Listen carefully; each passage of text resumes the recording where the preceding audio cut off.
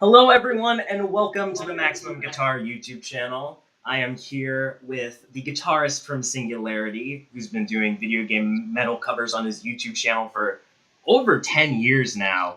It's Mhm. ToxicXEternity. How you doing today, Jack? Yeah. What is up? What's up, man? Yeah, I'm doing really good, dude. I got my coffee here, so I'm always happy when I got my coffee, and I'm stoked for this interview, man. Yeah, Yeah, thanks for having me. I'm very, very excited. So why don't you go ahead and just tell us a little bit about who you are, what you do, give people the general gist of ToxicXEternity. Okay. Well, I do metal versions of video game songs on using my guitar, and I've been doing this on YouTube for just about over 10 years now, which is kind of insane. When you said it and when I say it, I'm like, oh my god, that's such a long time. Yeah, dude. Yeah, I started doing it in high school, and thanks to the amazing support of my followers and my listeners, I'm able to do it now as a job, as like a full-time job. So it's really amazing. I've been doing it full time for I think about 3 years now, and yeah, it's just awesome, And like you said, also, I also do original music in my band called Singularity, Hmm. and Singularity was little younger than 10 years old. Singularity was formed in 2010, so we're getting to 10 years, but not it's not quite there yet. But I've been doing both of these things for a while, and I love both of them, so that's what I do. Yeah, that's super dope, man. So, one of the things we do on this show, and since this is the second episode, this is the first time it's come full circle, is what I'll do is I'll ask the previous interviewee to ask the next interviewer a question. So, the last interview I did was with Family Jewels, and I don't know how you'll take this context to just answer it as truthfully as you can. Jules asks you, have you ever considered shooting hoops? Shoot, like with a basketball? Yeah. Oh, dude, for sure, man. Dude, I used to do that all the time actually. Like I suck at the actual game basketball, which is really ironic because I'm like really tall, so I should be good at basketball, but I'm so bad at the actual game of basketball. But like as far as shooting hoops, like I actually used to always do that. Like when I lived right by a university in Arizona, Mm. and like there were so many homies around and stuff, and we would just always be like shooting hoops and everything, and so it was really fun. So Yeah. I would be down for that, Jules. Hell So yeah, dude. yeah, Um, do it's it. like, yeah, like the same for me when I was younger. Like, just in this house that I'm in right now, in the front yard, one of our neighbors had this basketball hoop that I'd always play half court with my friends, but it's gone now. Unfortunately, there's this weird thing where there was like a wasp nest that was built inside of it somehow, and it was just horrible, so we got rid of it. Whoa, Yeah, yeah, dude. yeah. That's Do you, I you would crap out of me. do you still live in Arizona right now? Yep, yeah, I live in Arizona. I just moved in. Well, not just moved in. I've been here for about a year now, but I live in a house and stuff, which is pretty cool. So That's awesome. yeah. Another thing we do on this show is I allow the guest to pick whatever screensaver will be in the background.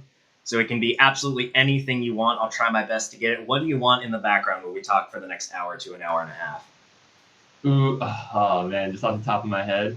Yeah, just Um, whatever you want. let's get let's get a really cute picture of what's his name? The prince from Deltarune, Rasley or Oh, whatever. Ralsei, dude. Ralsei. Yeah. Yeah, do you want it to be animated or just like a really cute like fan art picture of the soft boy? Uh, if it's animated, that'd be pretty dope. All right, I'll, A cute fluffy boy. It might be hard to find that though. So if it's still, that'll be fine too. okay. Well, whatever I found will be up in the background right now. Yeah, we'll Uh, get some Ralsei on. So let's go ahead and get down with the questions. We have a few different sections of this show. So the first section is just me sort of asking questions that I came up with, both serious and goofy. We have a relatively serious question right off the bat, as we normally start with on this show. What is Okay. the secret to your beautiful glossy hair? Oh my god, so many people were asking me that. That's so funny. Um, well, like, okay, so it's like obviously I make sure my hair looks as good as it can look before I film. So, like, you know, that's just, I mean, normally it looks like this. I just have it like in a ponytail, so it's not always like super sick. But okay, so what I do is obviously I'm in the shower, and I just use a whole bunch of conditioner. Like, Oh. so the conditioner that I use, and if you're watching, feel free to sponsor me. Is what's it called? Tresemme. Maybe I've heard of that. I don't know. It's very it's like pretty high end conditioner, you know. Because I Okay. consider it like it's like an investment, right? Like you got to get quality conditioner for that quality hair. Yeah, dude. But yeah, so I just use a crap ton of that. Like I go through bottles, like like a bottle, like every couple of weeks or whatever. And I'll use my fingers to like get all the knots out because my hair is really curly, so it's like, you know what I mean? Like I just have to use my fingers to do that. I don't use a brush because that's like too much. So I find that finger combing it with conditioner, and just like, I mean, it sucks. I hate washing my hair because it's like it's a nightmare. But like, I mean, it's worth it though, right? Yeah, I mean, like I'm not gonna lie. Like when I got out of the shower, I'm like, damn, my hair looks good. Yeah, do you ever like trade any hair care products or tips with your girlfriend? Not really, no. I mean, like she does know a lot about hair, but she hasn't really approached me with any tips or anything. Like, so maybe she thinks I'll just be like, no, like this is my way. But Nice. or maybe I'm just doing it so perfectly already. Like there's just no right. But now that you mention it, maybe I can be like, just say open to hair feedback. But she knows what's up with hair though, so it's interesting. But it's actually really funny because I actually get like legit like my bass player's girlfriend is a hairstylist, right? And she's always asking me, she's like, what do you do for your hair? I'm like, I wash it. I wash it real good. The rest is genes. I really don't have like a super crazy, like I was saying, like I just use a lot of conditioner and I like finger comb it and that's it. Like I don't have any like sprays or anything that I do. Like, all right. So it's pretty simple. I don't know. I mean, it's a pain. So I hate my hair. All right. So why don't you tell us a little bit about Singularity, like where it's going, how it started, what's up with that? Yeah, Singularity started in 2010. I've always loved to write music. Like I have been doing my my YouTube channel, my video game covers a little bit longer, but I love doing both. I love video game music. I love covering music. But I also love writing music. So it's just I've always wanted to do the bands thing. And I also love performing on stage. So yeah, so that started in 2010. I met our first drummer at Guitar Center, and we just like found out that we liked all the same bands. So we ended up jamming, and that's kind of how that started. And he's not in the band anymore because he got like a really sick job and stuff. And he couldn't do it. He couldn't go on tour with us and stuff. But we have another drummer now, Nathan Bigelow, who's really good. And yeah, but like that's just what that is. It's original music that we like to write. We like to jam together and tour, and like it's just a blast. It's a lot of fun. And the music itself is like what you would call death metal mixed with like black metal. Yeah. Definitely like really heavy stuff. And I get a lot of people that are like, bro, like I didn't know you were like literally the devil, and like. Like because I don't come across as being like super like evil, like I'm not like a badass. Yeah, well, I feel like a lot of people who do like death metal or black metal are not like satanic worshippers. They're just like super chill dudes, just having a good time. Like, once you get into it, and once you dive into that, like that's what you realize, right? Is like of course when the genres were first starting, like in the 90s, like all of the guys were like, ooh, Satan, but like the scene right now is like it's just dudes like you and me, like we're just hanging out and we're writing, like I mean, like I have not seen like any nicer people than the people that you meet at like metal shows, like it's just homies, like too many homies. It's like it's insane. So all the homies. Really, yeah. So what we're doing now is we're finishing up our new album, and like that's super hype. I mean, the music is amazing. We've been mixing it forever. Like we're just trying to get that like perfect mix, you know. And we it's not just me doing it. Like we've got like a whole team and everything. And we're just like, you know, we just got some really cool stuff going on. And you know, nothing I can really talk about right now. But we just, you know, we're super stoked to like, you know, get this album out and you know just continue doing that, you know, because I love that. So. Yeah. Do you have any like favorite songs that you've done that are like released right now from Singularity? What are some of your favorite songs that are out right now that people can listen to? Well, our latest release is an EP that we have called Voidwalker. Yeah, I've Which, listened to that. That shit is awesome, dude.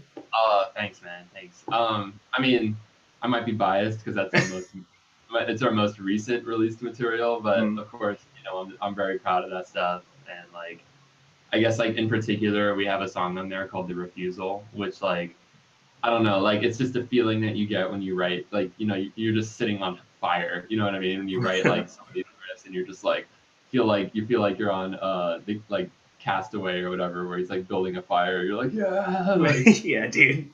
this is gold, you know. So that's kind of how I felt about some of those riffs, and so I would say our song "The Refusal" from Voidwalker is like I'm really proud of that. But of course, we have a full length album that's from 2014 that I'm still really proud of, you know. So, Mm-hmm. and I would say that's probably the fan favorite right now, just because like it's more material than the EP. So like I think our fans are still like saying that that's like their favorite thing that we've done. So, but we're thinking that this new album is going to take the throne of, you know, for our best material yet. So, Yeah. I'm looking forward to it, and I'm sure many people are who are watching this as well. oh yeah, thanks, man. Yeah. Yeah. So, when are you planning on going on tour next, either as just ToxicXEternity or with Singularity? When's your next tour? If you have any plans for that? I sadly don't have like immediate, like I can't be like this is when we're doing it. Um, but it's kind of just it's gonna fall into place depending on when our album comes out, because like we're definitely just taking our time with the album, and we're just making it perfect. So like we're just gonna when it comes out, then we're gonna figure out like touring and stuff. So um you know, we haven't like really rehearsed, and like we have to solidify like, you know, our lineup and everything. So it's kind of like we would love to tour next year being 2019, and that's our goal. So I can't guarantee it, but I really like to think that we're going to be touring in 2019, so that'll be cool. All And right. then as far as Toxic X Eternity goes, like what I'm doing with that was like I just played a show with Power Glove like Mm-hmm. in August, and that was amazing. So that was kind of like that was the first step in like this whole process of trying to take my YouTube channel like onto a stage. So that's you know that's going to be a process as well. Like I mean, I feel like the next step for that is like I really want to try and play some conventions and stuff like that. Yeah, Like dude. I really want to hit Magfest and like, you know, all these like, you know, Con Bravo, maybe PAX, you know, stuff like that. So I'm going to be making a very active effort to try and coordinate some live Toxic X Eternity shows, and then I feel like from there we can look at touring and stuff like that, you know. So it's definitely it's not something that I want to just be like, oh, I'm touring and then I'm done. Yeah, I want it to be like a real. I want to set it up and be strategic and have it be like something that can happen every year, you know. Yeah. All right. So you've been on a couple of tours. So can you tell me what's the best thing, the single best thing about going on tour?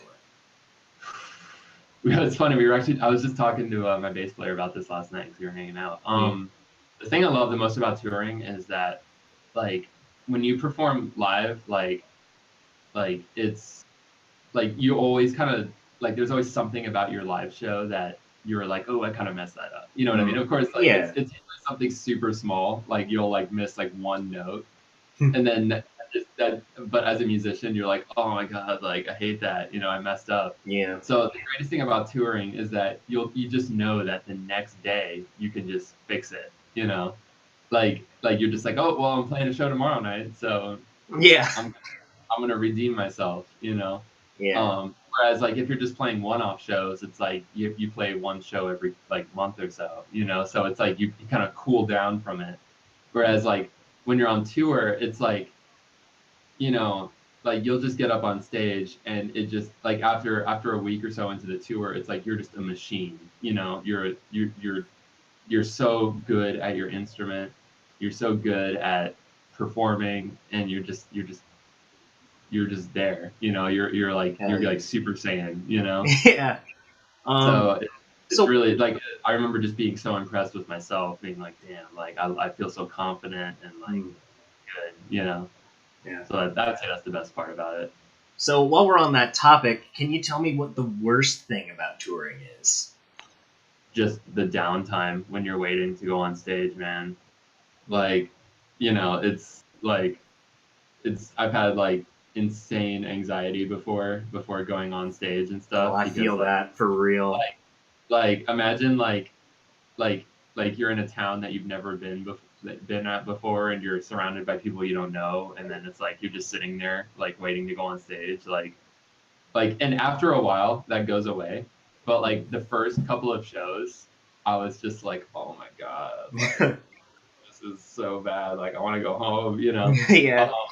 But like but that always goes away when you go on stage, Yeah. and it's amazing how that works, right? I've never It's like, I mean, we all know what stage fright is and stuff. Yeah, for So sure. I would say it's like, you know, for those of you who have played a show like in your hometown, which I'm sure a lot of guitar players have played shows in their hometowns, it just take that and like times it by 10, because you're like also away from your loved ones and your support crew, you know.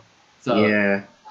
pretty scary, but I can promise anybody who's like thinking about touring and they're hearing this being like, well, screw that, it goes away like within like 2 or 3 shows, and then it just turns into like a party. Like you have fun, you know. Yeah. So Like I've done various performances as well. I think probably the most nervous is I've played with my high school jazz band, played bass for my high school jazz band, and I would get on stage like the whole day. I'd just be freaking out. I'd get on stage and I'd be like shaking for like a minute, and then it would just go away, and then I'd just be in the zone, and it would be a great time.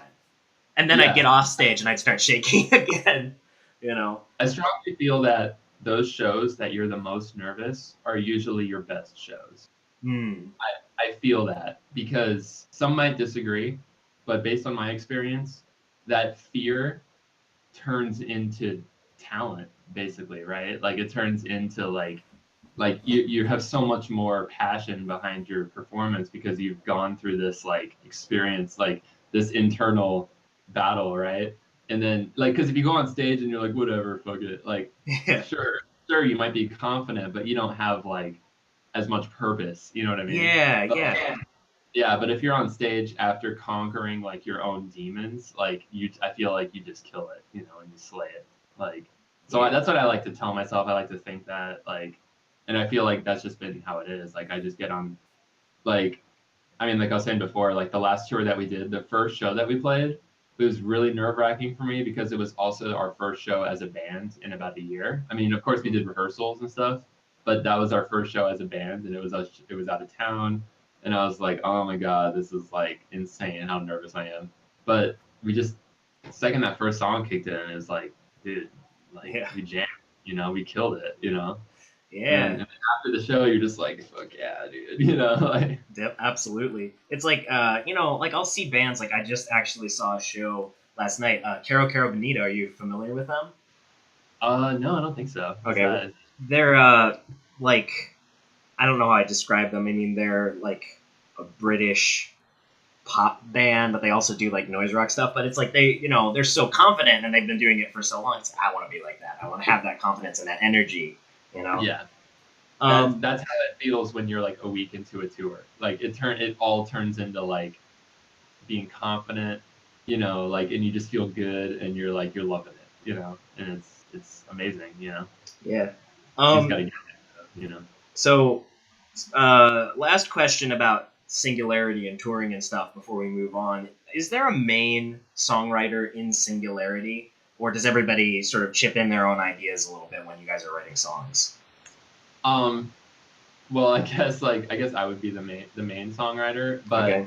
What it usually is like I'll work with my band, like a lot of times like somebody in the band will bring an idea to the table, like a riff or something, Mhm.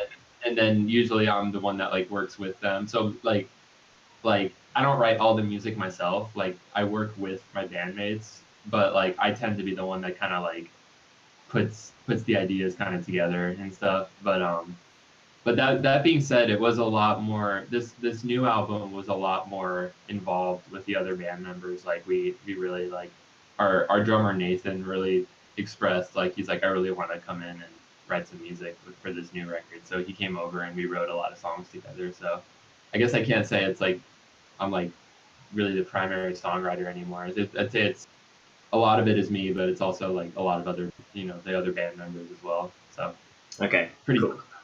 Yeah, sounds like a hell of a lot of fun. It's so much more fun when you're doing it with other people. Like I'm not the kind of person that it's like it has to be my idea. Like I'll write the whole album if my band isn't feeling like they're not coming up with anything that they want to come up with. Like I won't put that pressure on them that they have to write.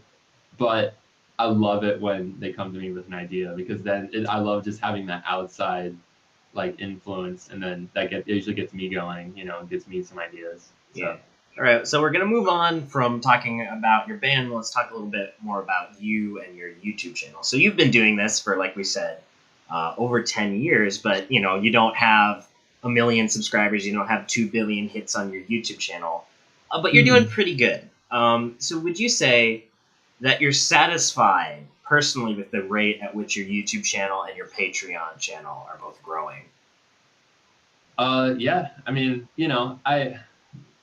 it's that's kind of a hard question because it's like, of course, you're always looking to grow. Mm-hmm. Like you're always because I feel like if I just said like I don't want to like grow anymore, then that would be like kind of a bad thing. So I try and strike that balance of pushing forward and trying to, of course, gain more subscribers and get more views and do that whole YouTube thing. But I also take a step back and I go like I'm really proud of what I've accomplished, and like specifically with Patreon too. I'm honestly like so amazed that my Patreon is like doing so well, and I wake up every day and I'm just like, holy crap, like this, my fans are so amazing and supportive, and it's it's awesome, but as far as like subscriber count goes, like I'm totally cool with it, and I'm just trying to get more subscribers because Yeah, dude. that's YouTube, but I don't feel that I like I'm like being like robbed or something. Like it's not like negative. It's not like that where I'm like, oh, the YouTube algorithm is screwing me. Yeah. Like, I mean, I'm doing metal covers like a video game song, so it's like it's not like I'm like making like Fortnite playthroughs. Yeah, dude. I mean? Fucking Fortnite videos. If I wanted to get views, like I would be doing other stuff. Yeah. I actually joke around with Jules a lot about this. I'm like, dude, we should just like start like some beef, like so we can like get like so we can have some drama going and like get like some hella views, like like a Logan Paul KSI thing, like. Yeah, dude. It's like Jules fucking stole your conditioner, man. Like you can't. Yeah, dude. Like whose hair is better, Yeah, it's like ooh, and you gotta have a fucking boxing match to settle whose hair is better. Like, dude, I mean, we should do it, man. Get some views, bro. Yeah.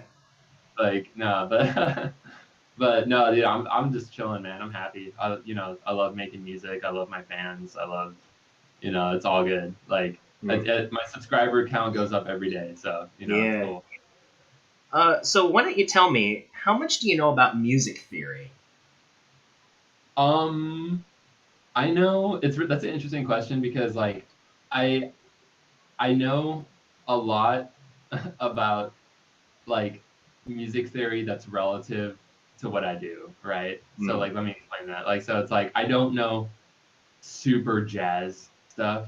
Like if someone just busts out like someone just takes a piano and they go like I couldn't tell you what chord that is. Okay, yeah. Like but I'm usually pretty good at hearing like a piece of video game music and being able to tell you like the key that it's in, the scale that it's in, the time signature, you know, stuff like that. Like, you know, just like in figuring out like kind of, I don't know. It's really it's a hard thing to describe, but I feel like I'm pretty good at just applying music theory to metal and video game music. So that's I guess I would say I'm pretty good at it. Yeah, I don't know. pretty good. Did you Pretty ever like take guitar lessons, or are you self-taught? I did take guitar lessons. Yeah, Mm. I started off.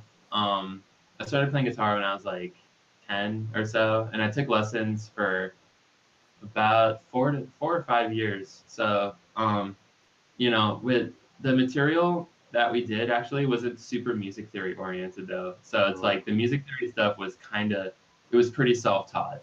Like, okay. um, I did do a little bit in college, like, and that was pretty cool.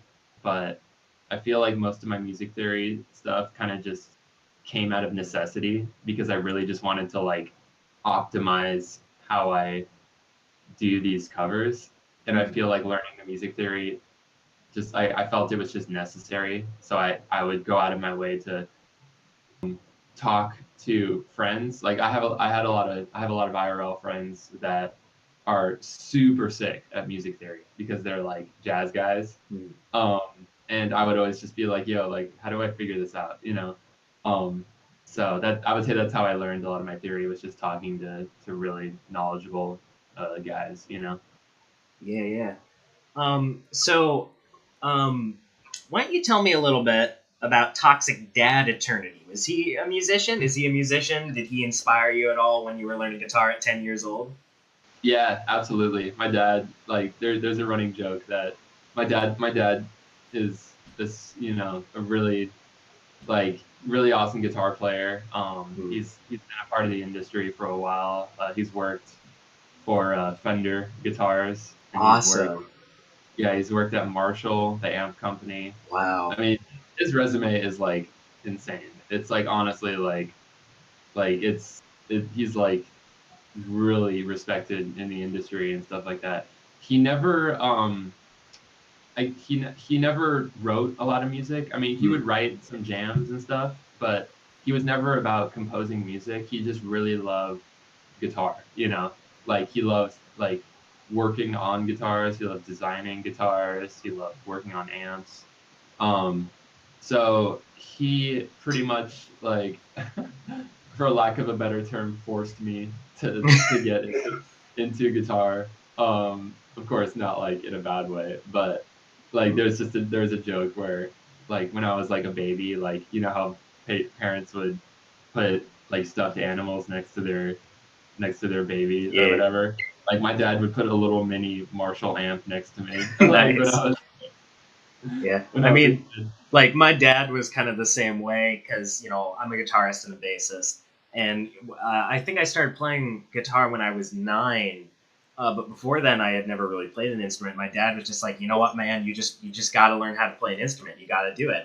You just have to do it. And I'm like, I don't want to. And he's like, if you had to play one instrument, which one do you like? And I said, I want to learn how to play guitar. So I think it was my grandma bought me like a fucking like $30 acoustic guitar, and I tried to play it and I'm like, I hate this, I'm never doing it. And he's like, no, you're gonna keep with it until you at least know how to play it, and then you can decide. And then I actually learned how to play it, and I'm like, holy shit, this is the best thing ever. You know? Dude, that's exactly what happened to me too. Like my parents were basically like, look, like we're gonna get you some lessons, and we're basically gonna say you have to take these lessons for like I think it was like 5 months or Mm. something like that. And then after 5 months, we're gonna allow you to say that I don't enjoy this, you know. But you have to like you don't have a choice for 5 months. Like you're just gonna do these lessons. And then, of course, throughout the whole process, I was like, I hate this. Guitar sucks. I hate having to do this, you know?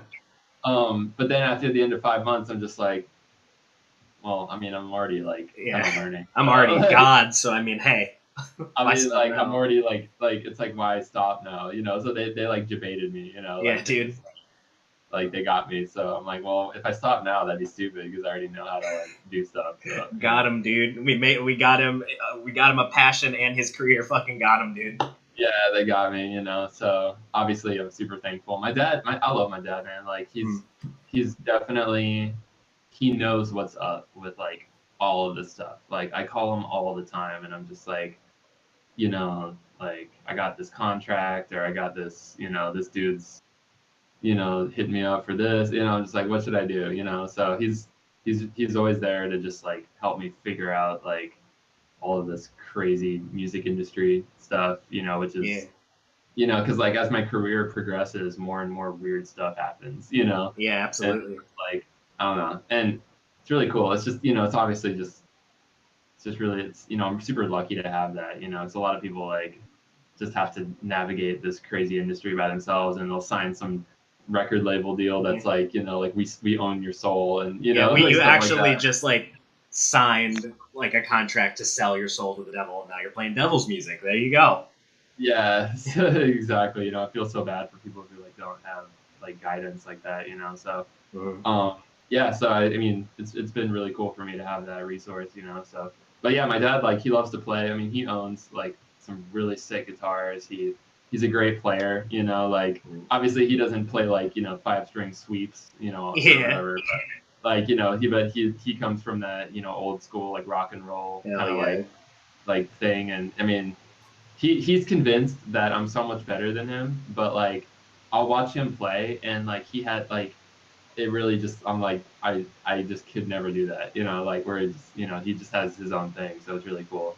Yeah, I get a lot of guidance from my dad too, because he's a bass player and he was in a lot of like punk rock bands, and he'll like whenever I'm mixing, I'll like always ask him like, Dad, what do you think of my mix? Like, and I'll be like, well, you could add like an overdrive to lead tone, and then I'll do that, and I'll be like, holy shit, you're right. And it's just no, it's really nice. I actually hate that. I hate when my really, dad did that. really. Like I would like he would just be like he would come in my room and just be like, your guitar tone sounds like shit. Nice, dude. And I'll just be like, fuck off, Fuck off, and Dad. and then he'll just come in and like turn some knobs, and I'm like, all right, fuck, it sounds so much better now. Yeah. Because like his office was right next door to my bedroom, so he would be listening. Nice. Like when I'm mixing a track, he'll be just listening the whole time and just like sitting there and coming up with all these thoughts on it. And then he would just come in and be like, "Yeah, you gotta fix your snare drum, idiot," Yeah. So speaking of like, I'm making it obviously sound like he's an asshole. It wasn't. no, It wasn't like absolutely like, not. That's how it felt to me. It felt like he was just coming in and be like, "Sounds like shit." Like, yeah, fix it. Just like turn two knobs and just walk away. I'm like, all right, fine. You're right. Yeah. So you said that your dad like helps you out with like contracts and stuff, and like when people hit you up. So why don't you talk a little bit about your endorsements that you have right now?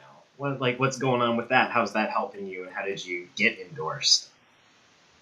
I mean, yeah, I guess I have like a lot of endorsements now. It's really crazy. Like they all kind of have their own story, Like so, the ESP was ESP Guitars was the first one, and that came super naturally because like I it started off with me just wanting an ESP when I was really young because of Metallica, Yeah, basically every band that I grew up with played ESP, right? Like Metallica, Slayer, Children of Bodom, like Lamb of God, like all ESP guys, right? And it's just like I was like, I gotta get one of these ESPs, because I was playing a Fender at the time, and I was like, it's I mean Fenders are dope, but I need like a guitar for metal, Yeah. So like, so I got an ESP. I got the Kirk Hammett model, and I was playing that forever, and I fell in love with ESP. And I actually know that Symphony X was like that was the reason I got my ESP M2, which is the guitar that the guitarist from Symphony X used. I've been playing that, and I met the guys from ESP at the NAMM show, which is like a convention for the music industry, like all the companies and stuff. So I met them there, and so long ago. It's really interesting to think about how that. I'd actually started off as them, like all they wanted me to do at first was just, they wanted to like send me a guitar, just not to keep, but just to like make a video about, because they saw my Singularity like playthrough, and they were like, "Oh shit, you made that by yourself? You should do that for like one of our guitars." So I did that a couple times, and then after doing that, and like like talking to them, I pretty much was like, so guys, like, can I be like an ESP artist? You know, so I just asked them, you know, and they're just like, oh, bro, like we already consider you one. And I'm just like, okay, great. You know, obviously it was really scary for me to ask that, you know, but it Yeah. kind of felt like it felt like it was so natural, you know, like it wasn't like I didn't like, you know, send them some email like I would like to be endorsed by you. You know, it was this like multiple year long process of getting to know them, and so it just really smoothly transitioned into that. You know, so that's amazing. You know, I love ESP. And okay, so let's talk about my next endorsement. Yeah. So the next endorsement was Hughes and Kettner.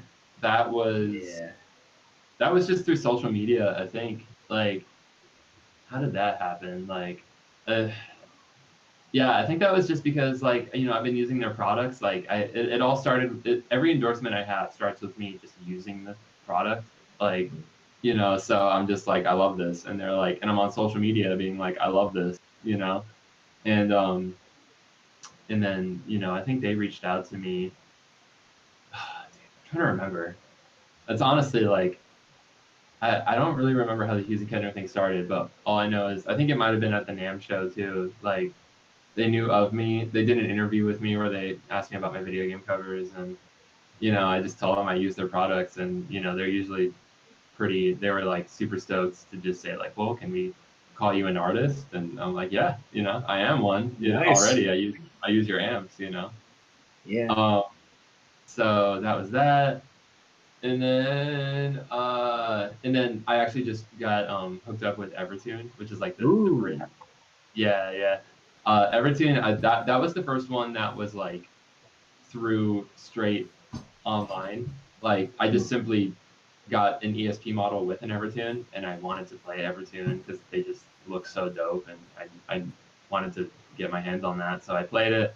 I loved it, and then they just reached out to me, and they're like, "How do you feel about, you know, like being an Evertune artist?" I'm like, "Yeah, yeah." Hmm. So Yeah, dude. yeah, Um. so it kind of it has a snowball effect, right? Yeah, The absolutely. more like it's hard to really get into that arena, but once you get in there, it's like companies are really they love to interact with people that are playing their products, you know. But Hmm. I always tell people because everyone, of course, is like, "How do I get an endorsement?" I'm like, "Dude, just don't even do that. Like, don't think about it, you know. Like, just play the products and just like, you know, just put yourself out there, and then theoretically it should, you know, if you have like a fan base and stuff, it should probably happen, you know, at Yeah. some point. One of these days. So, do you Yeah. have a favorite like model of guitar and model of amp? Yeah, I mean, like I have the I'll show you my so that this is like my ESP. Ah, yes, the battle axe. There it is. Yeah, so this is like the model. The technical name for it is called the M2, where it's like the flat, super flat top instead of it being like an arch top, you know. Um, so this is my baby right here. So It's pretty. um, It's a pretty baby. it's really nice. Oh yeah, and I totally forgot to mention Fishman too. I use Oh, Fishman too. there you go. Um, same story. They just I love their products, and they you know we just talk, you know. Hmm. But but yeah, I would say this is my favorite model. Like as far as like all as across all of my ESPs, like I have a couple of these same models, you know. Hmm. So that's my favorite. Cool. Yep. What about amps though? You got a favorite amp? Oh, I have like a really sick Hughes and Kettner amp. Hmm. It's like a custom made. It's called the Triamp. Nice, dude. It's actually like it's insane. Like when you turn that thing up, it's an all tube amp, right? So you just turn it up, and you just go like, and it's just Nice. like it's like a rainbow just comes out of the speakers, dude. It's just like the bass, the mids, like everything is just like it's like it's a phenomenon to me. Like it's so Yeah. perfect sounding. It's insane. Nice, dude. I love it. So, But have you ever like added any personal modifications to any of your gear, or do you just yeah, kind of use it I out of like the to mess. box? I like to mess with my stuff. You know, Okay. I put the Fishman pickups in there. Yeah, yeah. So I, you know, we do that. Um, I that's pretty much it. You know, I don't mess with like I don't do crazy stuff. Mm. Like I would say I like to mess around with pickups. And that's about it, you know, for Yeah. now. All right, so we'll move on from like your YouTube and your gear and stuff, and let's talk a little bit about just good old Jack, right? So Oh, just recently, I want to congratulate you that you've had your 3-year anniversary with Anna, right? Just a while yeah, ago. So how did yeah, you guys meet, and how has that been? Because it seems like it's been great. I mean, looking in from the outside. yeah. It's been really nice. Like, yeah. Well, thank you, by the way. That's Yeah, really no nice. problem. Yeah, like, so we actually met. I can't not talk about my freaking YouTube channel apparently because we met when I was performing. Um, I was performing my video game covers live at a Mm. local arcade. Uh, Awesome, dude. yeah, and she was there with her friends, and she saw me perform, and then she like hit me up on Facebook, and she was like, "You're really good," da da da, and I'm like, "Why is this attractive girl talking to me? Like what's going on? You know, I'm not used to this. You know." Um, so, you know, obviously I like asked her out and stuff, and so that's how we met. You know, so Nice. she saw me perform, and you know, she liked it, and you know, she's, you know, It's power of music, man. yeah, I know, right? It's literally life hacks, dude, for sure. Yeah. Um, so yeah, I mean, like she's really great. I mean, you know, we live together, and she's, you know, we have a lot in common. She loves video games and music and stuff, and you know, There you go. yeah, she's cool. Yeah, she's all right. She's all right. I um, get her. No, she's cool. She's great. so, I mean, as you can tell by whatever screensaver I found, everybody is going crazy about Deltarune. Everybody Yeah. loves it because it's fucking awesome. It's fucking awesome. Toby back at it again, and obviously the music is great. And you've already done Rude Buster. So, do you have any Yeah. big plans for doing more Deltarune covers? Are you gonna do like a series of videos or an album, or was it just kind of a one-off thing for you? I don't really like getting 20,000 views in 2 days, man. Like Oh, instantly. No, I'm just kidding. Like, dude, of course. Dude, Deltarune, that video is doing so well, man. All the Deltarune stuff. well, I It's mean, like, because it's fucking awesome, dude. That cover is so good. yeah. I mean, well, thank you, man. Thank you. Yeah. Like, yeah. I mean, the game was amazing. I mean, Toby Fox, dude. Like, Mm, bless Toby Fox. Like, what a saint. dude, such an amazing musician, game designer. Like, I don't know anything about game design, so I can't really like nerd out too much about that. But his Mm, music is like next. It's just so amazing. yeah. Um, so just of course I was joking, like I'm not doing it just for the views, but of course I love that people are loving the video of Rude Buster, and you know, I Yeah. definitely want to do some more stuff. I mean, there's some more songs that I want to do. I'm pretty sure like a lot of the community, we're going to be kind of like doing our own versions of all the bangers. Yeah, dude. Like I'm gonna try to, but I have a Deltarune cover all recorded. I'm gonna try and film the video for it tonight. I'm real excited. Oh, nice, Yeah. dude. Hell yeah. Subscribe. Stay tuned. It's actually, never mind because that video is gonna come out before this one. But if you haven't seen it, go check it out. I got a Deltarune cover of my own. Go check out Jack's because it's fucking banger, dude. Thanks, dude. Well, if your Deltarune cover is going to be out by the time this video is out, can you tell me what video you're doing? Yeah, I'm doing Lancer's theme, man. Oh shit! Yeah, Hell it's yeah, the blue boy, the happy blue boy. man. Dude, Yeah, that's dope. I'm Yeah, excited. you gotta send me that when it's done, man. Yeah, no problem, dude. I'm glad that you're interested in it. Yeah, of course, man. Yeah. Dude, everybody's been killing it, dude, on the covers. Like Yeah, I everybody's think back at it again. it's really interesting phenomenon, right? Because it's like Undertale obviously was like huge. It really launched a lot of our careers. Like I don't Yeah. think I would be where I'm at if it wasn't for the Undertale fan base and Mm. how how amazing they've been, watching my videos. And of course, Yeah. like Rich's YouTube. Like Yeah, just Rich is Undertale man. yeah, I mean he really like exploded with Undertale, and not saying he wouldn't have done it already, but that really just like did so well for him. And I think the whole community now is kind of like feels this like sense of like, okay, we got this game coming out. We know that the fan base is gonna like watch our videos. So I think it's really cool to see. I feel like everybody is just stepping it up so hard. Yeah. Like I mean, like Ferd K is just like Oh, Ferd he's K, dude. I mean, like his videos I've been loving his Deltarune stuff. It's been really sick. Yeah, So. his Chaos King cover is fucking nutty. That's some good stuff. Dude.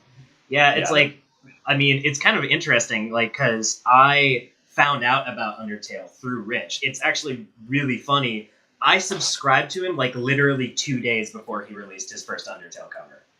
Oh, no way. Yeah, and then I'm like, what was this Heartache? I think it is what it was. It's like, what is this? It's from some like weed game. I don't know. But then I was like it's a pretty good cover. So, and then I just started hearing about it everywhere, and then it's like you got all these Let's Plays of it, and it just exploded. I remember when he sent me that. He sent me it before he put it out, and he was literally just like, he literally was saying like, it's just from some indie game, like no one's gonna just some dumb game. I don't know. Yeah, like that's like, it was literally like, I was like, oh, that's cool, like I didn't know about the game Undertale, I was like, the song is dope, man, like I can see why you'd want to cover it, like, but we were both kind of like, it's just gonna be it's not gonna be a big video, Yeah, but like, lo and behold, fast forward to now, it just goes to show, man, you never know, Yeah, I know Rich definitely wasn't prepared or no, he wasn't expecting, what happened, so. Yeah. So, you mentioned earlier that you did go to college and you studied a little bit of music in college, but did you finish college? Do you have a degree? And if so, what is it that you studied in college? So I went to community college, so it wasn't like a crazy university. I studied audio production. Hell yeah. Yeah, so I just wanted to learn more about how to record, honestly. Like I wanted some expert, knowledge. Like so it's funny, actually I did all of my credits and all I have to do this is so stupid. So stupid. I have to do my stupid internship. Oh boy. Because every time I try and intern somewhere, all they want me to do is like get them clients. And I'm like, bro, like, I can't do that. I'm like, no. Nah, man. Stupid. I'm not gonna be a free advertiser for you. Like so it's really hard to intern at a studio, I feel like. They always just like, I mean, I just have to find one. But I feel like at this point I just can be like, hey, I've been doing this professionally for 4 years. Like, can I just have a degree? Can you just fork it over, man? Internship, Yeah. Like, so I don't know. I don't really care though. It's an associate's degree. Like, Yeah. I got the knowledge. It's all up there. That's what matters. I mean, like, dude, yeah, I learned so much when I was in those classes. I mean, that was like, I really miss that actually. It was really fun going somewhere and being surrounded by, people who are so passionate about audio and and like just having like a lot of my teachers. I had a really cool combination of teachers. I had like the young guy who was like super sick at Pro Tools, and he was like, here's all the shortcuts and here's all the hacks, Yeah, dude. But then you got the old school guy who's just like, just make your shit sound good. You know what I mean? Like get your guitar tone right, get your musicians right, And it was just that it's always that combination, because you can know all the shortcuts, you can know all the hacks, but you got to make your source good. Like you have to capture something good, So it was like, it was kind of the best of both worlds, So I got so much out of that. So that's awesome, really, man. Yeah, and you said you've been playing guitar since you were 10, right? Yeah, I've been playing. Have you pretty much like just kept up with it, like? I've never like not played guitar, Okay. I love to play guitar, Like I wouldn't say that I'm currently like grinding like my guitar skill or anything like that. That's always really hard, because it's like I don't want to. It's always like I talk to Jules about this all the time because I really like, we're always trying to like reach out and we're trying to be better at guitar, but at the same time it's like you don't want to throw a bunch of crap on a song and then like put it out, because you want to play what you're good at. Yeah. Like so I don't want to be like busting out some like impossible sweeps and have it sound really bad when I could play something that sounds like I'm really expressing myself and stuff like that. So I've kind of like I occasionally will go on these like grinding sessions, and I think it's important to grind, by the way. Like it is important, when you're learning and stuff. I used to grind super hard. I used to focus only on skills and like sitting there with a metronome and practicing my sweeps all day. And recently I don't know, I just don't really like, I just like to write music and work on riffs and stuff. I think what it is with me right now is like I'm much more passionate about songwriting and arranging and like music theory, and just like, and the guitar is kind of like my tool that I do that with. But I'm not necessarily someone who wants to be the fastest, or like, I want to play clean, but I don't care about like how fast I play or like how complicated my. Yeah, I think it's important to think like that. Yeah, like I'd much rather play like a melody that makes me happy and expresses the feeling than just like do sweeps everywhere.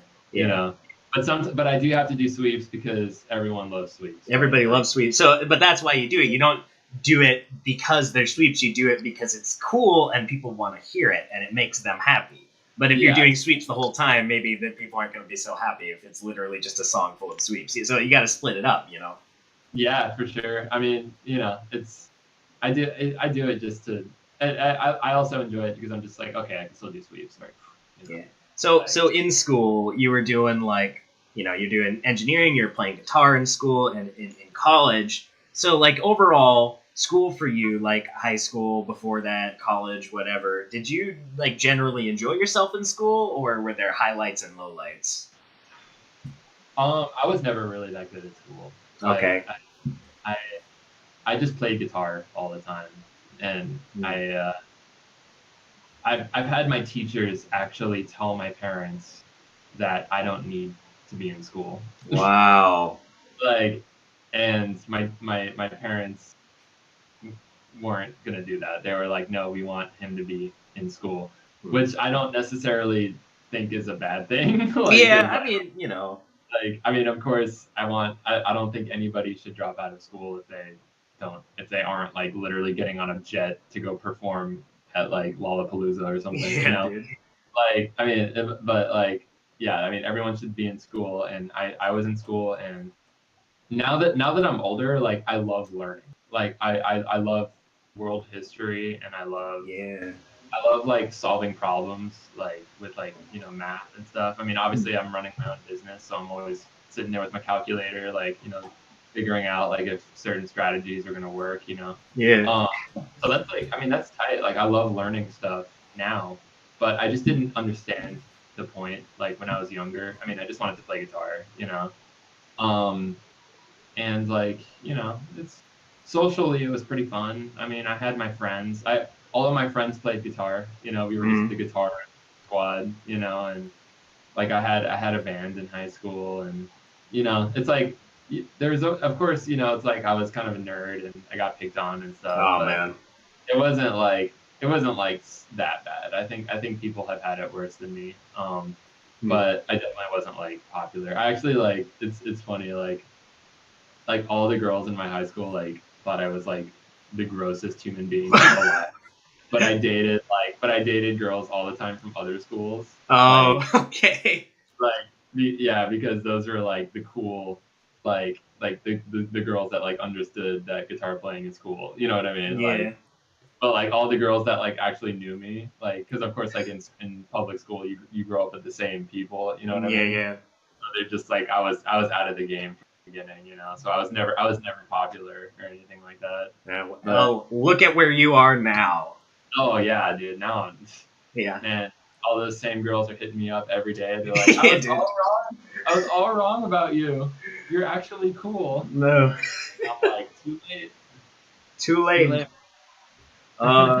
So why don't you tell me a little bit about some of your favorite bands from your school years and right now? What are some bands that inspire you that you just like to listen to?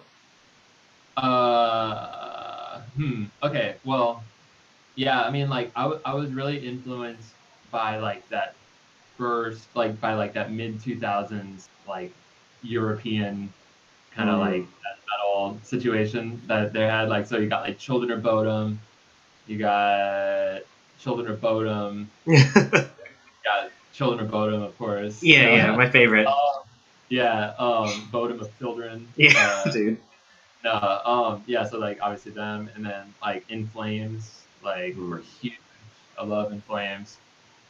Winter Sun and Cypherum, like, so it's like, I mean, like definitely like a melodic death metal European thing was Yep. huge for me. That's why like I really love keyboards in metal. Like I Mm. love, oh, like Nightwish is tight. Like I love Night. Nightwish, yeah, dude. Yeah, like I love when it just gets like epic like that. That's like my shit. I love riffs with like epic like orchestra stuff on it. Mm. Um, but then like I've always dabbled in a lot of different stuff though. I love the progressive. I love, like, I mean, I was huge with Dream Theater for a while. Mm. Uh, like Dream Theater is cool. Symphony X is like, I mean, it's kind of like the same thing where it's like sweet, like awesome guitar riffs with like orchestra stuff on top. Love Symphony X. But I also love like death metal. Like, I mean, like this is more recent, but I love like the Faceless. I love Mm. Necrophagist, Spawn of Possession, just like the super like brutal shit, because that's just like where the skill is, like the guitar skill. Yeah. Like every solo is just like, it's, I felt like I had to like it because I needed to like learn it to get good. Yeah. So obviously that was my own journey, but like there's definitely some talent in the technical death metal genre. So I love that stuff, but I love everything, man. Like, I dabbled in a little bit of power metal. Power metal is like I need to get, like, I need to familiarize myself more. Like I know like Angra, Sonata Arctica, like Primal Fear, like I Mm. don't know. I know a lot of bands though. I've listened to a lot of metal. So If you had to pick one metal subgenre that was your favorite, what would it be?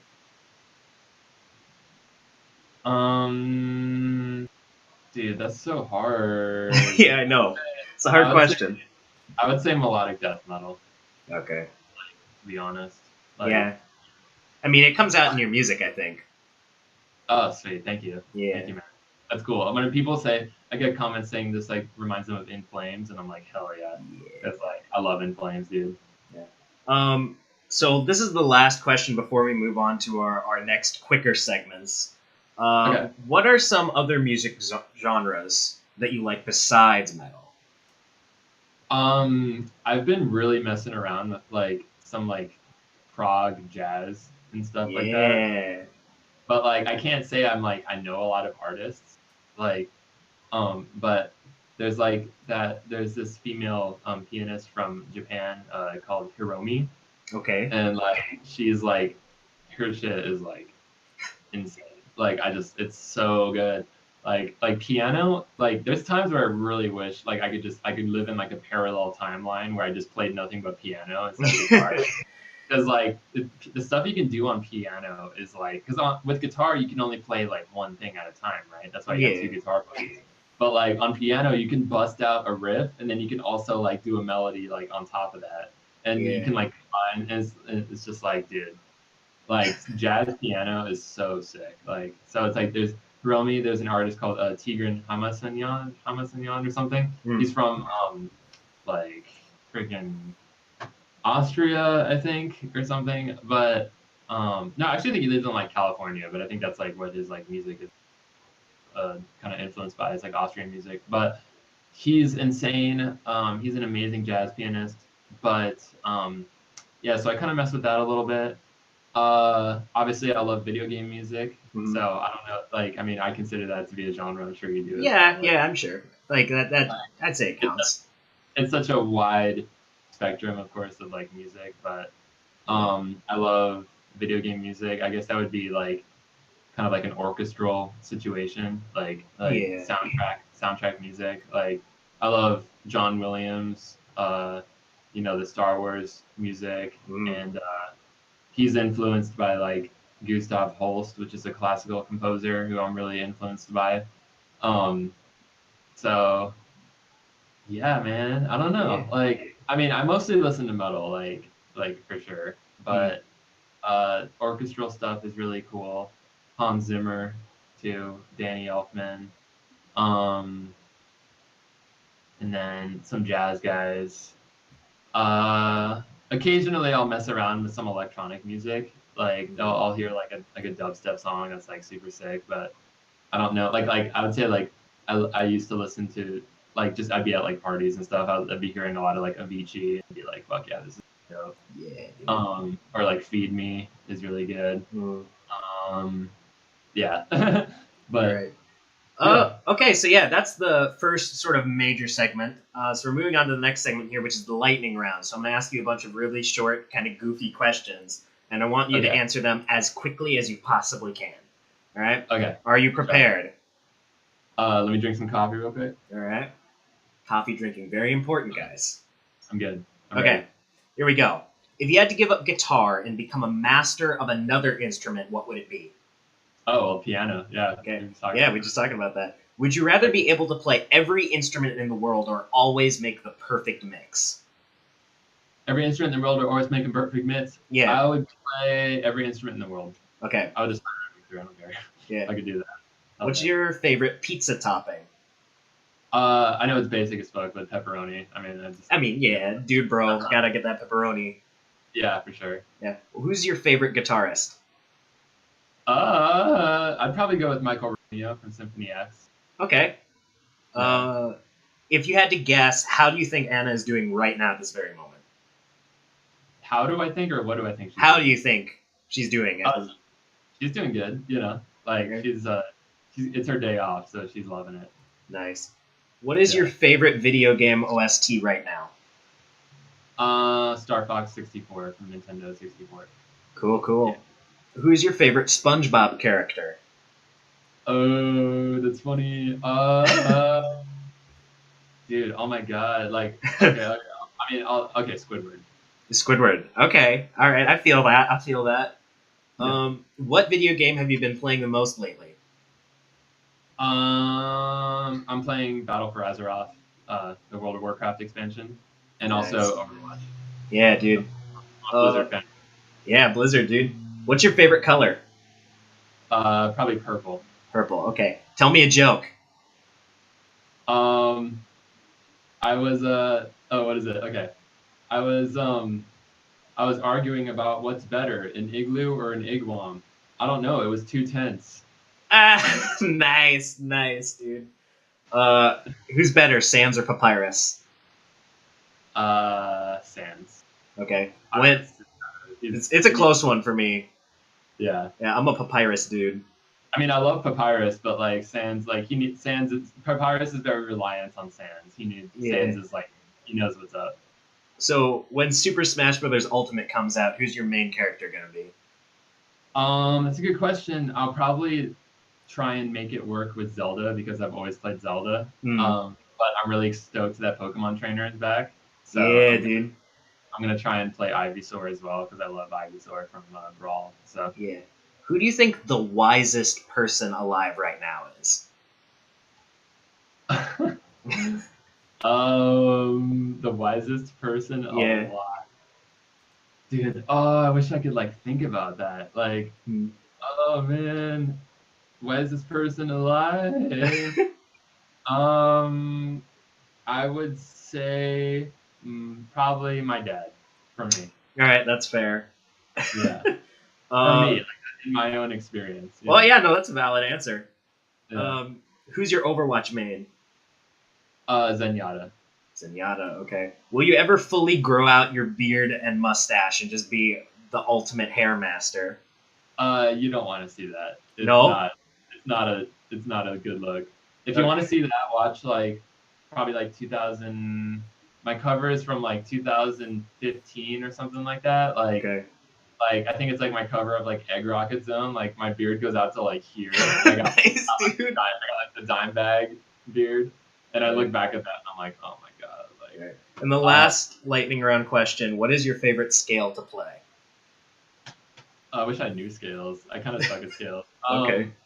I would say I think what people say that I do a lot is harmonic minor. Mm-hmm. So harmonic minor. There you go.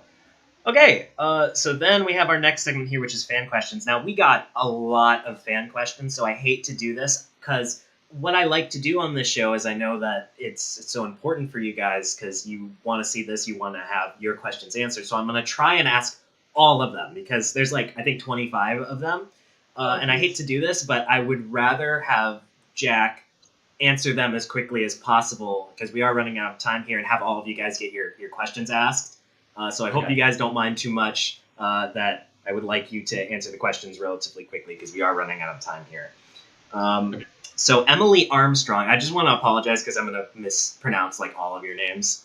Emily Armstrong asks, what's your favorite scary movie? The first Insidious. Okay, nice.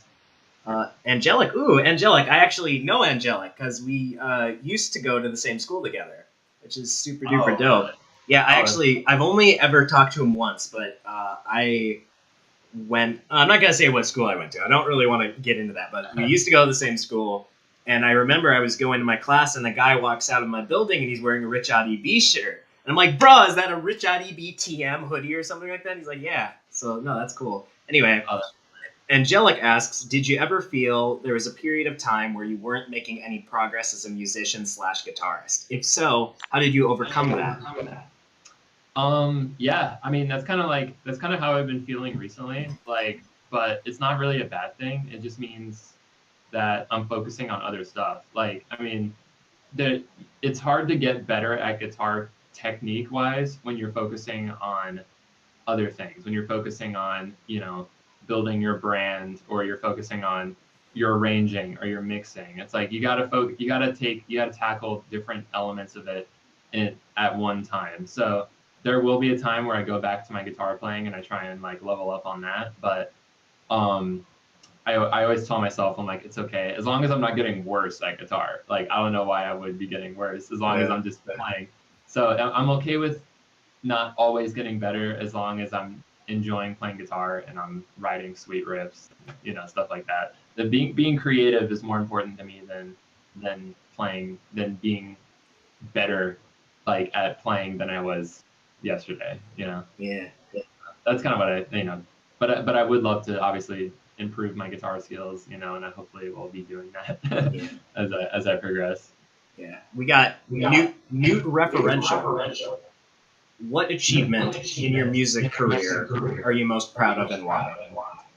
I actually just recently was featured in a magazine about the music industry. They did an article. It's the Music Trades magazine. I have a post about it on Instagram and Twitter and stuff.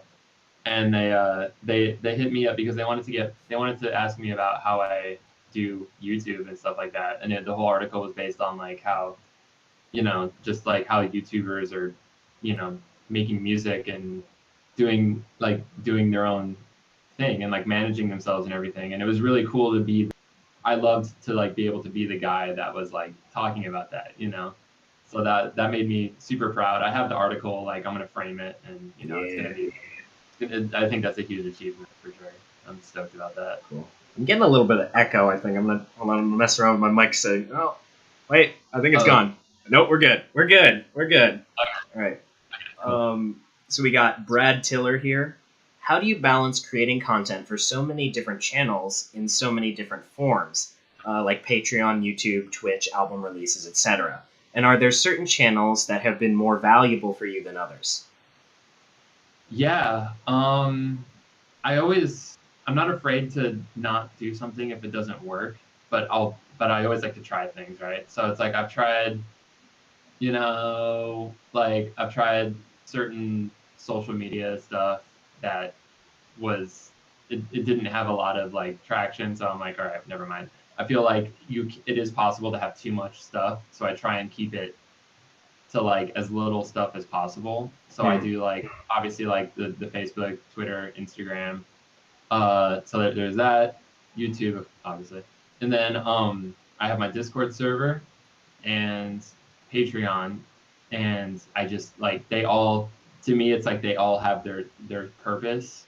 Like, Patreon is like, of course, giving exclusive content to people who want to like support me as I'm doing this. Discord is a place where anybody can come and ask me questions or stuff like that. I do Twitch streaming, which is like real-time interaction.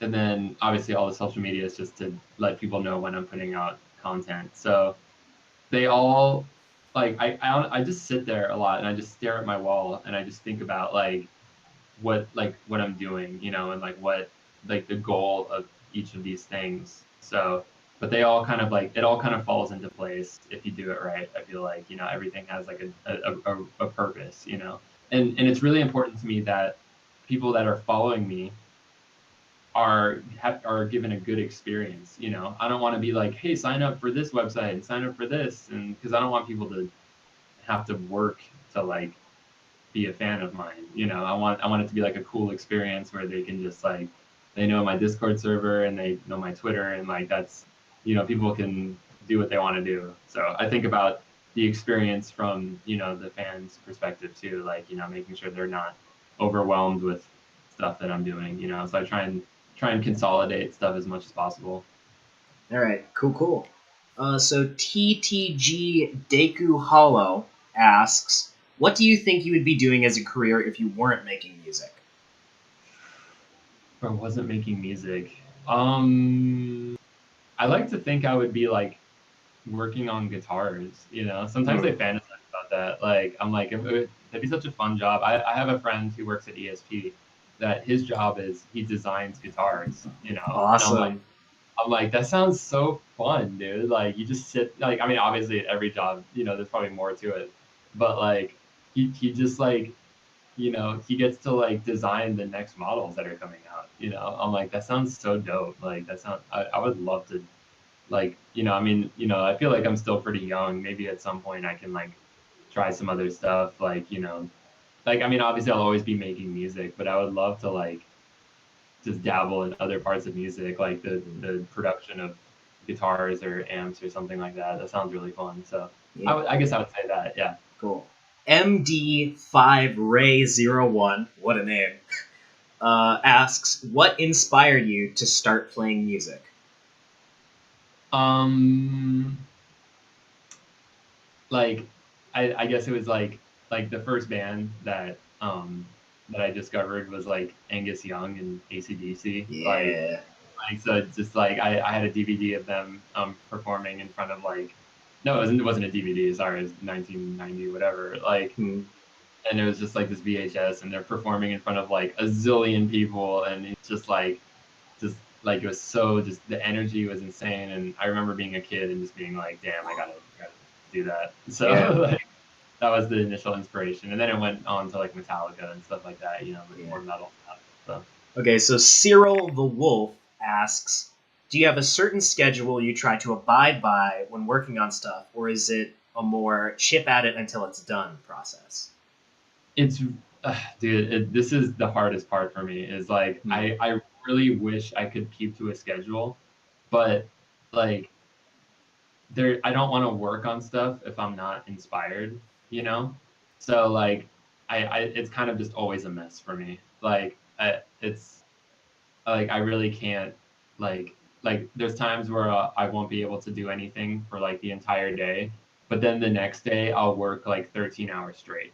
Like, Hmm. you know, and it's so like I need to like get better at that. So that's like something that I really want to work on. But I would love to have a schedule. Like some like I always talk to Jules about this actually, because Jules is like so good, you know, at like being just like efficient, you know what I Yeah, mean? yeah. Like because he always, every Tuesday Jules has got that song out, you know. Whereas me, I'm just like, guys, my song's gonna be out one day later, you know, like, you know, so I just, but I'm not necessarily beating myself up about that, Hmm. because like, you know, it's like, what can you do, you know, like it's music, you know, like it's done when it's done, you know. Yeah. Uh, it's but I think like for my own like sanity, I should probably like be a little bit more organized. So Yeah. like I'm working on it. Cool. Pyrian Brian asks, do you prefer passive pickups or active pickups, or do you not really have a preference?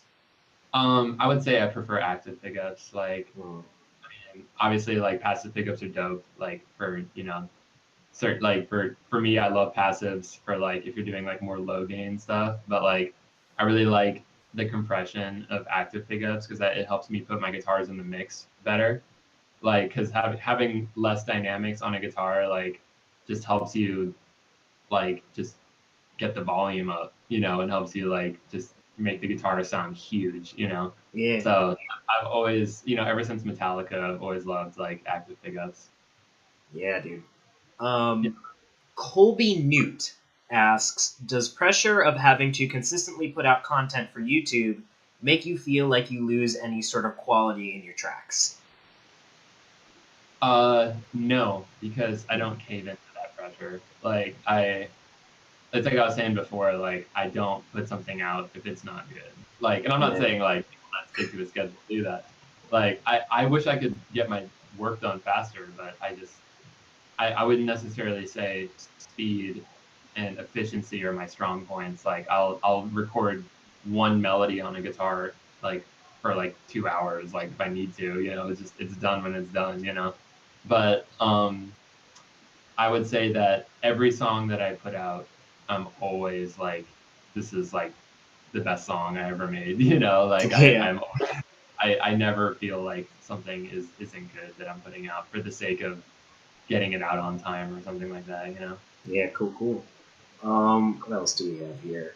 Fusion Dylan asks, was there a project where you absolutely adored the original but ended up abandoning it because it was far beyond you?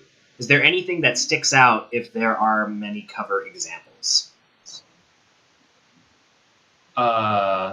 Sorry, I'm trying to like. So is he asking like? I'm pretty sure he's trying to ask, like, was there any cover Song? that you like either really liked the original and you maybe started working on it, but you're just like, this is beyond me, I can't do it, and you just had to like throw it away? Oh yeah. Yeah, that happens a couple of times. I tried to do like a Cuphead song one time, Mm. and I felt that the metal just wasn't working. You know, Okay.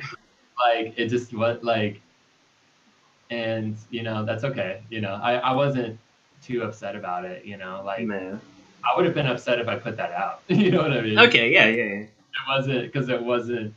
It just wasn't there. Like this, it was such a sick. It was so dope as jazz. Hmm. Like in like that big band vibe of Cuphead. And when I added drums and riffs to it, it just wasn't the same. And Yeah, I feel that. I just wasn't into it, so I got rid of it. And it's cool. I there's a lot of stuff that I just you know I'm just like I respect the vibe of the original, and I don't feel like metal is the answer for this. But that's very few songs. Most of the time, I'm like, this should be metal. Yeah. Yeah. We got, oh my god, what a name. Horatio Fellatio, my man Yeah, out here. dude. How do your peers play into your creative process? Does collaborating with a person such as Jonathan Young, Richati B, or Insane in the Rain Music have a positive impact on future covers or even just your everyday playing? Yeah, dude. Collaborating with like all those guys is amazing. Like Mm. everybody's got their process, and you can learn so much. From collaborating with people around you that are like super talented. Like I love collaborating with all these guys. Like I'll use John as an example because it's like having when those I've done quite a few songs with John at this point, and like every time John sends me his track with his vocals on it, I almost like get emotional, like because I'm just Mm. like, this is so good. Like John is so good at singing, dude. It's just unreal He's very good. how talented John is. And I feel the same way about like when Rich sends me like a solo or something, it's always like it's so good, So I love it, Obviously with collabs, sometimes it can take longer because everyone's got their schedule and stuff. But it always seems to be worth it. Yeah, Like they're good. cool. Owen asks, what do you think are your unique strengths and weaknesses as a musician? Um yeah, well, uh my strengths are that like I guess you would say I'm like pretty confident, like because I've been playing for so long that I know I'm not like afraid to put stuff out, which I'm always happy about, like because I will talk to people like that kind of ask me, they're like, how do you like I'm so afraid to put stuff out, I feel like I suck, and I'm just Mm. like, that sucks, you know? Yeah. I wish that no one felt like they sucked, you know? Because that's so not good, you know? I wish everyone was like confident. And even though like, obviously like some people, like everyone wants to be better and you should never try and stop improving. But like, what I like about myself is that like, I'm just like, I know I'm better than someone who has never played guitar. So Yeah. like, so, you know, that's like, not saying it has to be like a competition like that, but I know that if someone who doesn't play guitar says I suck, it's like, it's like, who cares, Yeah. you know? Exactly. And I feel like no one who does play guitar would say that I suck Yeah. because then because it's relatable, you know? Like, so Hmm. it's kind of just like, I don't know. I feel like I'm happy that I'm like pretty confident to put stuff out, you know? But my weakness, I would say, is that I, uh, I take really long. Like I take a long time to make a song, you know? Like I want to be faster. Like, you know, like Rich and Jules are like so much more consistent. Hmm. Um, and like I want to get to that level. But I guess like to be fair to myself, like I'm also like putting out an album like with my band, so like Yeah. that kind of slowed me down. But I still feel like I can, like when I watch Jules work, I'm just like, he's got this shit like so like efficient, you know, like he'll like I'm really easily like distractible. Like I'll record like a solo and I'll be like go on Twitter or something and be like, Yeah. I need to not do that, dude. I gotta just like bust it out, you know. Yeah. So yeah, that's my weakness is I need to just be like more like just like just get it done, you know. Absolutely. Yeah. We got a few questions from Nate, which I think we already answered at least one. Nate asks, when did you start playing guitar? And what was your first guitar? Also, what is your favorite guitar in your collection so far? My first guitar is this Fender guitar, which a lot of you guys haven't seen it actually. Ooh, let's check it out. Ooh, there it is. You still have it. Ooh. Yeah, so my parents got me this. They actually don't make them anymore. It's called a Cyclone, but it's Ooh. basically like it's very similar to a Mustang. Okay. Um, so it's actually, dude, this guitar sounds amazing. Like this guitar Really? sounds really good. Um, so I love it, you know, and I'll always cherish it. Like I wouldn't say I play it all the time, you know, Yeah. but it's still killing it, you know. But so I love that one. And I would say like the guitar I cherish the most is this blue one that I was showing you earlier. Like, because this is like I got this like, you know, made exactly to my specifications Yeah, from dude. USA ESP factory, which is like the real deal, you know, real super legit, you know.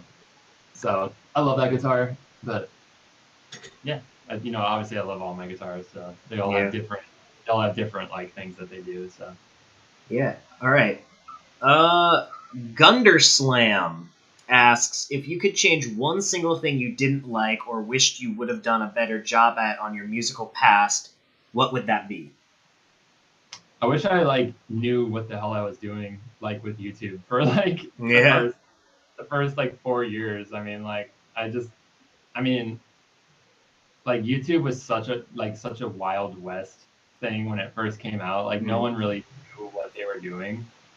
Um, and now it's so much more like, you know, like back like when I first started doing YouTube videos, I didn't even like put tags in, you know what I mean? Yeah. Like I would just put stuff out and like and even like people like close to me would be like, dude, you gotta tag your videos, and I'm like, whatever, I don't care. You know?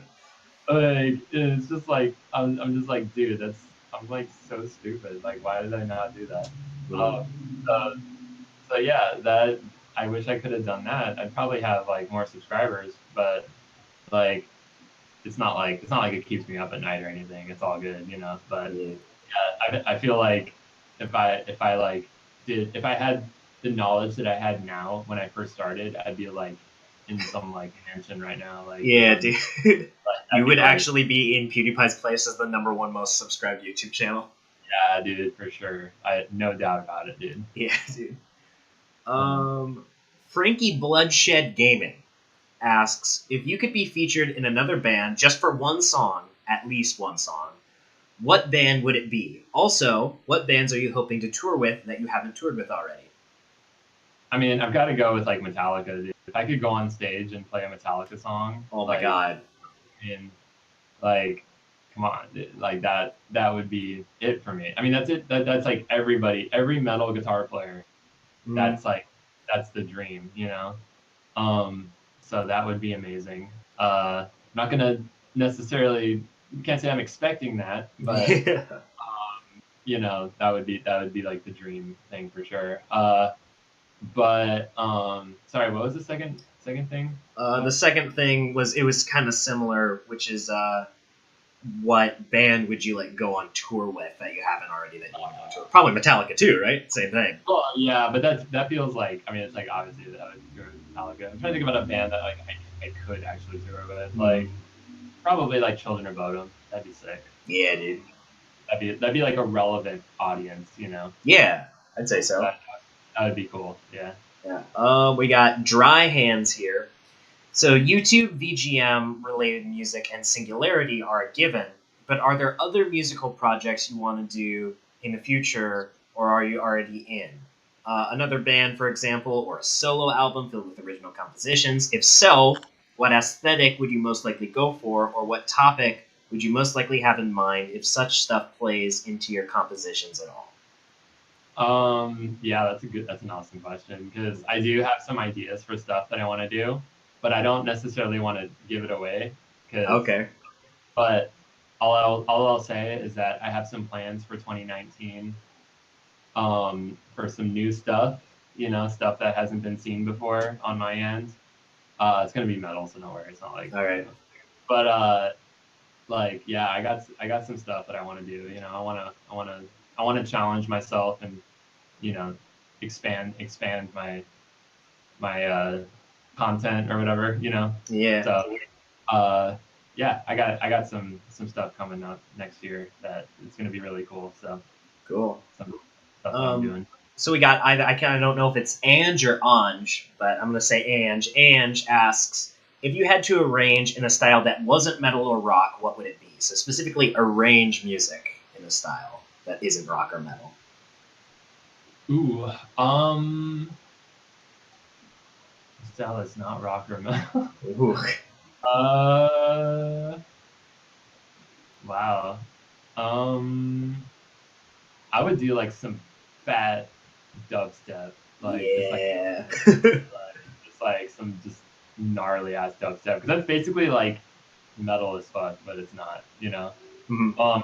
Either that or like a really cool like hip hop beat because I love like hip hop instrumentals a lot. Like Yeah.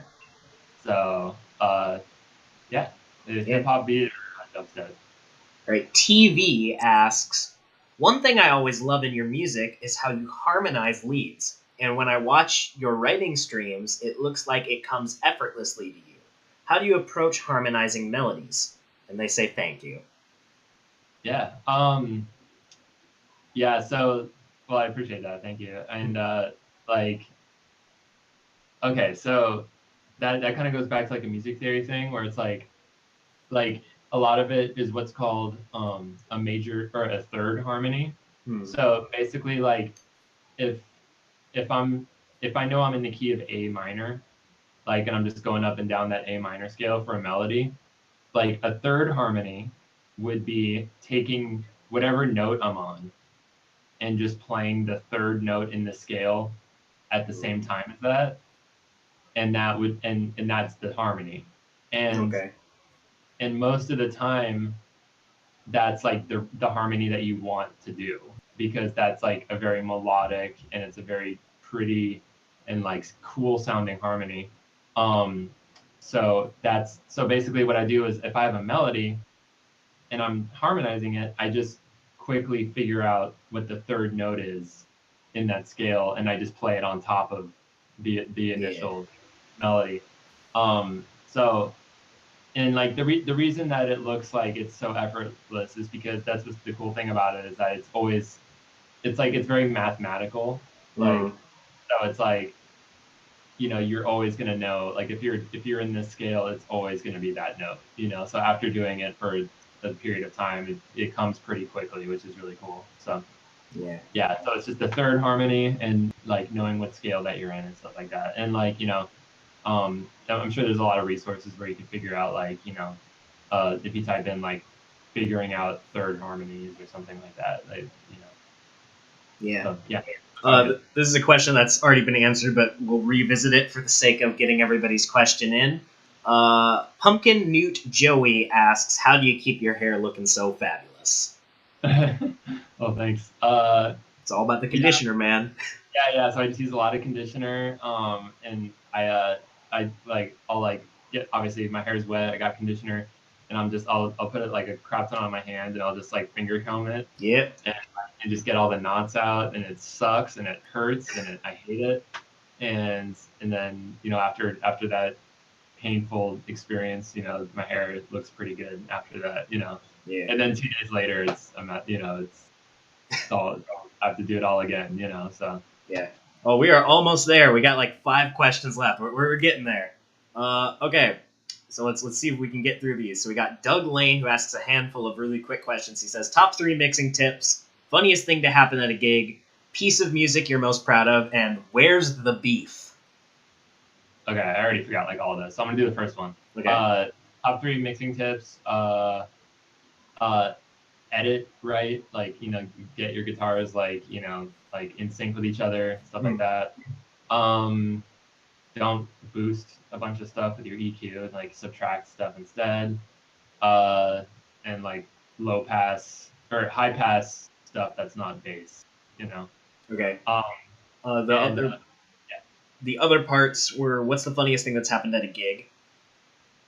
Funniest thing that's happened at a gig. I've done it before where like we start our set and we do a fat E chord right at the beginning, and I actually broke a string on that first chord. Nice, dude. Yeah, and I'm just like, all right, it's gonna be one of those freaking shows. So I had to change the string in the middle of the first song, so because they didn't stop. So I'm like, whatever. What is the piece of music you're most proud of that you've done?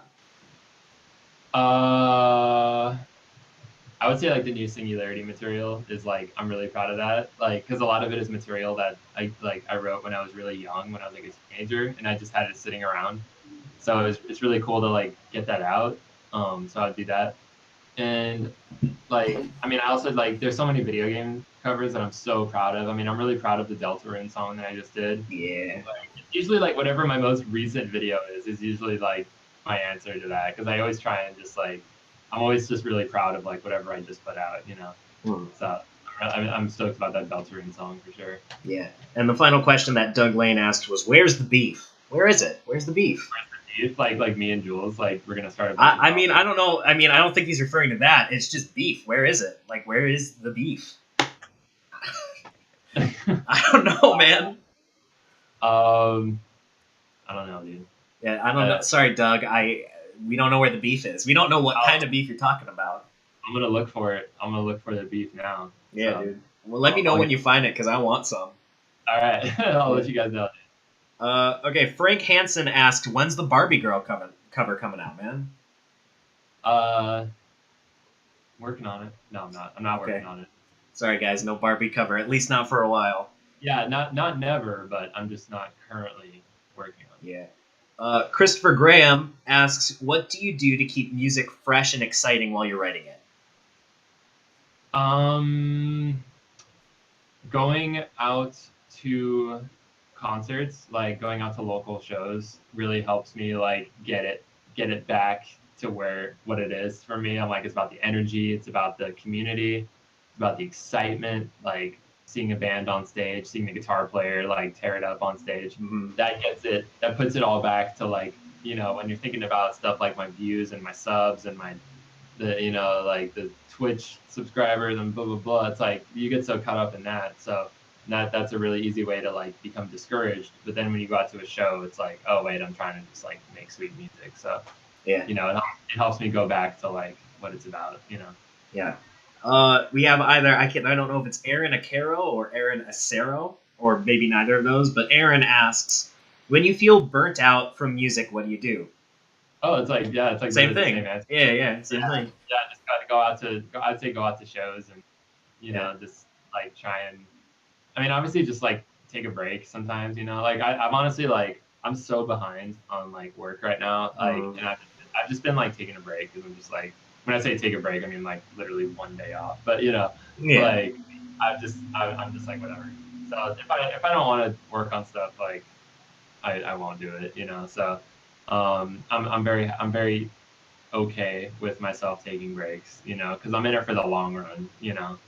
It's, YouTuber, like, I mean, you see so many YouTubers that are getting burnt out and stuff, and I don't want to do that, I really want it to be like an enjoyable thing, and I think that that just makes the quality of your music better is when you're just like you're working on it when you're stoked about it, Yeah.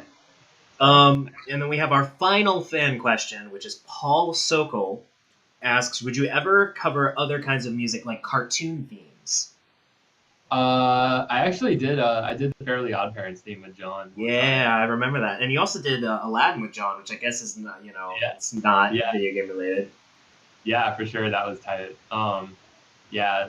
So there's definitely more stuff that I want to do. Like that's what's so cool about working with John is like obviously I don't want to put too much non-video game stuff on my channel because I want it to be like I want people to know what they're getting. Yeah.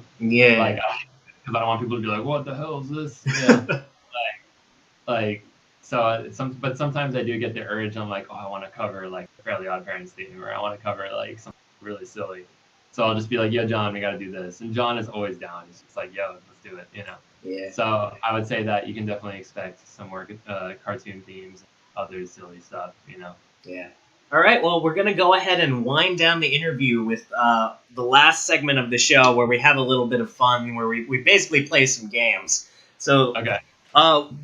So, like at the beginning of the interview, I asked you Jules' question. So, unfortunately, I apologize because it's really unprofessional. I wasn't able to book an exact interview with who's going to be next because nobody got back to me. I tried reaching out to Insane the Rain Music.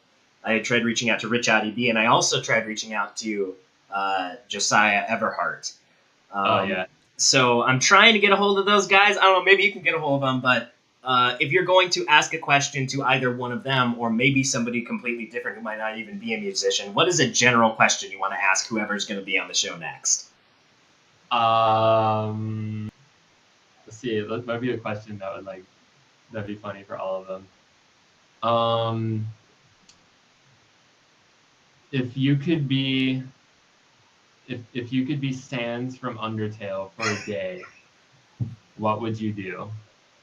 Well, there you go. That's the question. So yeah, I really hope Rich has to answer that. Yeah, you gotta hit up Rich because I've been trying to answer that question. I'm gonna be so happy. Oh my god. Yeah, no, dude, we gotta get Rich. So you gotta hit him up and tell him, man, you gotta be on this show because I want to ask him that. Because I gotta ask who's ever next. So if it's not Rich, somebody else is gonna have to answer. I'll hit him up. I'll be like, yeah, you gotta. I want to tell him I asked that question, but yeah.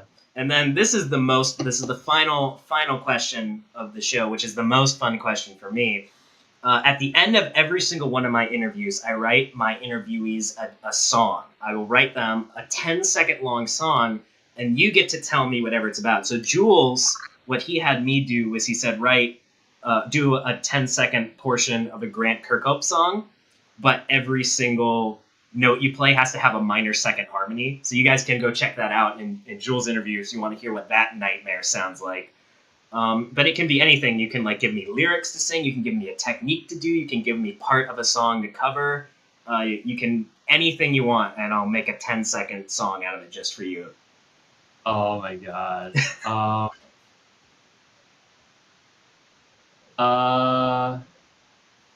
Nothing too hard, please. I'm gonna need a really smooth jazz version of just the main melody of Megalovania. You don't have to do the whole song. Okay. But it has to be a ballad that you're writing for a girl, right? You have to it's a love song. Okay. So the lyrics have to be love, romantic lyrics, but it's still Megalovania though. So. Okay, so I gotta do lyrics for it. Yeah. It has to be like super romantic, like. Okay. So that are you down for that? Oh yeah, I'm so down for that. I don't know. All right, only if you're down. Like I don't. I mean, I could. You got this. Yeah, no, I'll figure it out. I'll get that recorded soon. Yeah. Baby, I think you're sensational. Your beauty rattles me to my bones. Let me take you out to a nice dinner at Grillby's. I'm so in level of violence with you. I think you're so damn fine. On days like these, gorgeous women like you should be burning in my undying passion for you. All right, well, we're going to go ahead and end the interview here. Jack, why don't you let everyone know where they can watch your stuff and where they can support you? Yeah, so it's YouTube, and it's, I'm sorry, I'm like so out of it right now. YouTube.com/ToxicXEternity. And then Twitter, ToxicXEternity, Instagram, ToxicXEternity. Same thing, ToxicXEternity for Twitch, Instagram, Facebook. You guys can check out my Discord server. It's called the Dark Palace of Darkness, and there's links to that. Anybody can join my Discord server, and there's links to it in the description of all of my videos, so you can check that out. Yeah, I mean, it's just I'm really fortunate I have the same name for everything. So ToxicXEternity on all social media and stuff. But yeah, I mean, dude, like, thank you so much for interviewing me. Oh, no, thank you so much for coming on. It was an absolute treat to interview you. Such a smart, interesting, cool dude. Thanks so much for coming on. Guys, please make sure you check out Jack's stuff. It is absolutely awesome. Go subscribe to him. Go support him on Patreon. Check out my stuff. I do interviews like this at least once a month, or I try to do them once a month. I do covers of my own, of video game stuff and various other stuff. And if you like these interviews, make sure you check out my Patreon if you want to see more of them. And I guess I'll see you guys next time, maybe with Rich Audeby, maybe with someone else. Stay tuned, and thank you guys so much for watching. Thank you, Jack, and we'll see you next time. Peace. Thanks.